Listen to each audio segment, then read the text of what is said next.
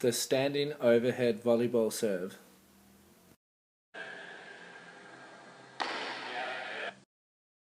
Step 1. Stance. The first basic component to a standing overhead serve is the stance. Firstly, with your feet, you should have your non-dominant foot behind your dominant foot, and your dominant foot should be facing the net. Now, with your non-dominant hand, you should palm the ball in the palm of that hand, and your arm should almost be straight out in front of the body. With your dominant hand, you need to bring that behind your body, and your elbow should be at roughly a 90-degree angle whilst your hand is level with your shoulder.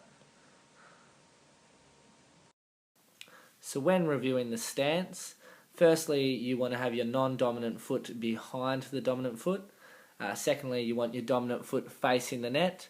Thirdly, you want your non-dominant hand to palm the ball and hold the ball out with the arm almost straight. And lastly, you want your dominant hand to be brought behind the body with the elbow angled and the hand almost in line with the shoulder.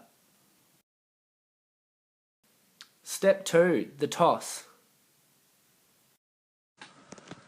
The second component to a standing overhead serve is the toss. As we look at the toss here, we can slow the footage down and highlight the important skill components. Firstly, the ball should be tossed in as directly upwards as possible, whilst maintaining eye contact with the ball at all times. The second important feature in the toss is that the dominant hand should be prepping to strike the ball. So as you can see, it's moved closer to the body and the arm is in a ready position to swing through the body as it is aligned with the ball. So when reviewing the toss, firstly you want to toss the ball with the non-dominant hand directly upwards. Secondly, you want to maintain eye contact with the ball. And 3, you want to prepare dominant hand to strike the ball by bringing it closer to the body and in line with the ball. Step 3. The strike.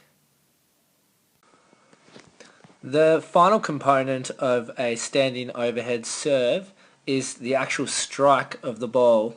Now, as we can see here, the ball is striked as the dominant hand comes through directly to make contact with the ball.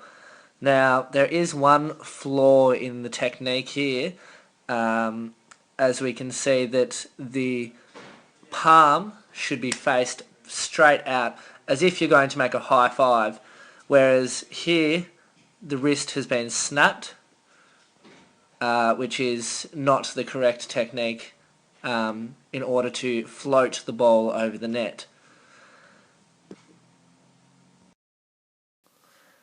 When reviewing the strike, the important steps are to firstly strike forward at the ball using the dominant hand, and the second important step is to make contact with the ball as if you were giving someone a high five in order to float the ball over the net.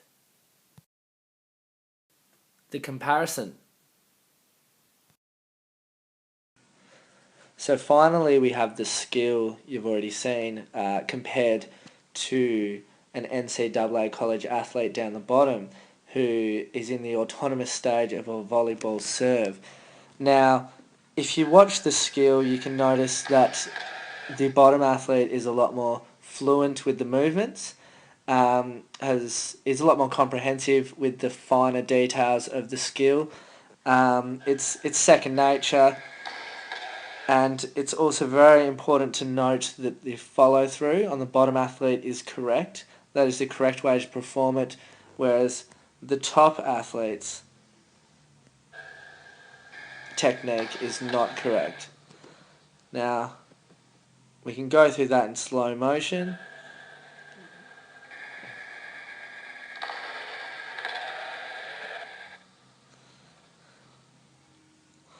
And this serve can be the leading or stepping stone into doing a running jump serve, which is the cornerstone of a volleyball serve.